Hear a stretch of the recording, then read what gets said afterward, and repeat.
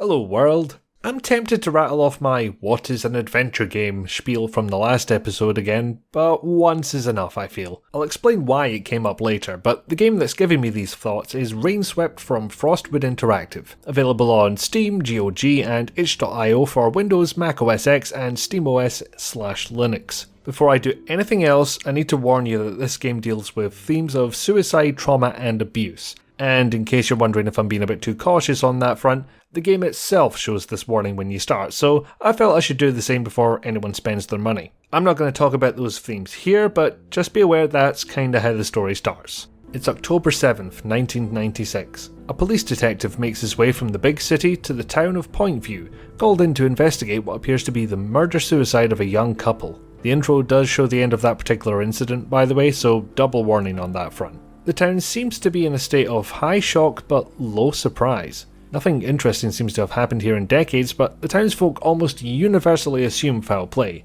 Despite most of them having never spoken to the victims, they mostly kept to themselves. The local law enforcement aren't entirely sure why outside help was even sent for what seems like an open and shut case, but our detective is committed to doing a thorough investigation. Possibly because there's something more at stake. He has some significant personal demons that are threatening to spill over any given second. For whatever reason, this case may well be his last chance at turning things around. And to add the cherry on top, the sheriff is keen for this to be closed and is only allowing the city boy 1 week to investigate. Now, the rest of this review might seem a bit heavy on the technical and mechanical side of things, and there's a reason for that. The game doesn't really give you much to do. In terms of actual agency, you can decide the order in which you tackle a day's tasks, decide what to say at certain points, decide how long it takes to walk somewhere, but nothing I could see having much impact on the story. For a game that lasted me around 4.5 hours, I could count the number of actual puzzles on one hand. This is why the whole what is adventure game thing came to mind again. If you're going to buy this, it had best be for the story. I think the story is good, but it's one that benefits from me not spoiling anything more. Just bear in mind that the story will need to be your main draw here. That said, if I thought the game was without merit or interesting topics to talk about, we'd be done by now. And I mean, I enjoyed playing through Tacoma recently, and that game is all narrative. It can be done. For some very basic story talk, the out-of-town detective shows up, makes friends with the one local detective that actually wants to help, and gradually learns about the lives of the victims and their fellow townsfolk, while edging ever closer to unlocking the mystery of how all this happened. If you're getting a wee Twin Peaks vibe from this, rest assured you're not the only one. It's not nearly as surreal though. Usually. Unless you're talking about the music. It's by Mick, who also did Downfall, The Cat Lady and Lorelei. The soundtrack has an element of trippy, echo-filled rock to it, especially in the opening number, and ethereal ambience at other times. It's a sound that surely must have its own genre, but I cannot for the life of me think what the name of it would be. If you do know what it is, for God's sake tell me in the comments, because this has been bugging me for ages. There's also more of a focus on our detective's mental state. Being from out of town and having nobody but his new partner to have non-interrogatory conversations with, we get to see a lot of what's on his mind, what made him this way, and how close he is to basically breaking down. Actually, that's where the Twin Peaks comparison falls down a little. So if we put story to the side, what's different about this game? Well, I may have finally found a point-and-click game which plays better with a controller than it does with a keyboard and mouse. Control of the character and control of the cursor are separated. By default, the keyboard does movement, mouse does cursor. If you've played any Telltale game from the first Walking Dead onwards, the keyboard and mouse controls will seem pretty familiar, as will the gamepad controls actually, but we'll get on to that. Move around with WASD, you click a hotspot to get its actions, and you click one of the buttons that pop up to do the action. A little fiddlier than I'd like, but it does the job. Then there's the two controller-based options, gamepad and gamepad plus cursor. The gamepad control scheme has you move with the left stick, press a button near a hotspot to get actions, press a corresponding face button to do the action. Which I honestly do prefer than trying to get the cursor in the exact right spot. Thing is, I don't think you can complete the game that way, not in the version I played anyhow. I got to a puzzle which required me to move numbers on a digit lock, see. With the keyboard and mouse controls, you would click and drag the wheels to move the numbers. Gamepad would not move these things for love nor money.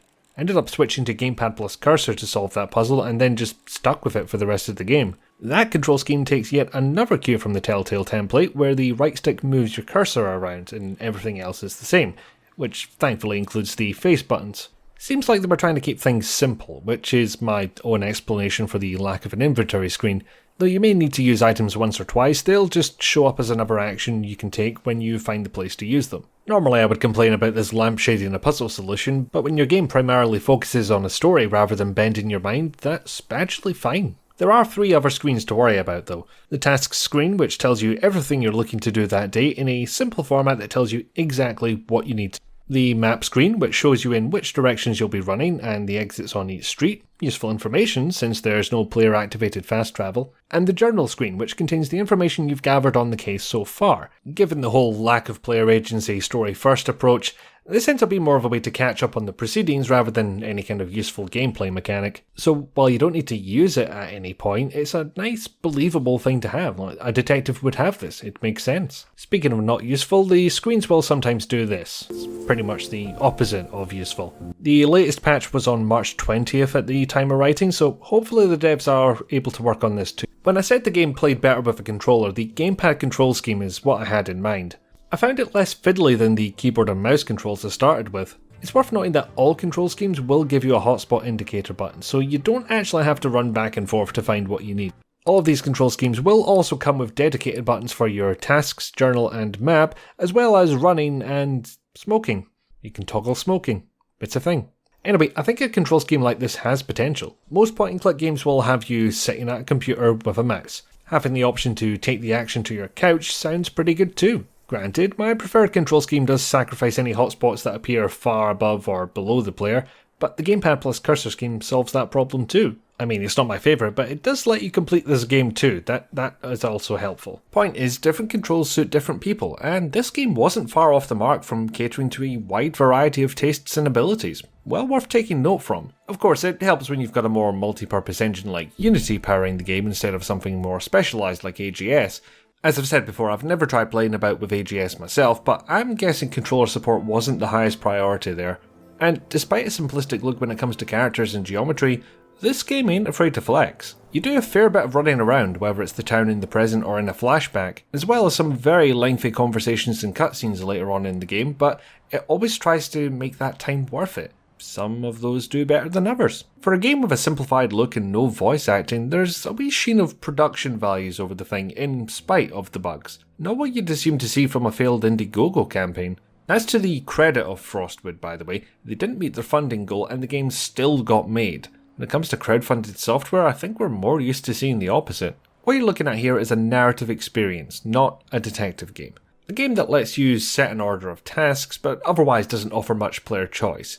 A game with a simplistic art style which nonetheless provides pleasant and deceptively complex visuals. A game which, despite obvious polish and artistic direction, can slide from slightly buggy to outright broken in what would appear to be rare cases. A game which has a mystery to unravel for you and tries to make the ride worth it. Flawed, absolutely, but it does its best to tell a tale. Proceed with caution, however. Hello, thanks for watching all the way to the end. If you feel inclined to leave a comment, a like, a dislike, whatever you fancy, please do. Or if you really like what I'm doing and want to support the channel like these fine folks on screen here, I do have a Patreon. Thanks again, and cheerio.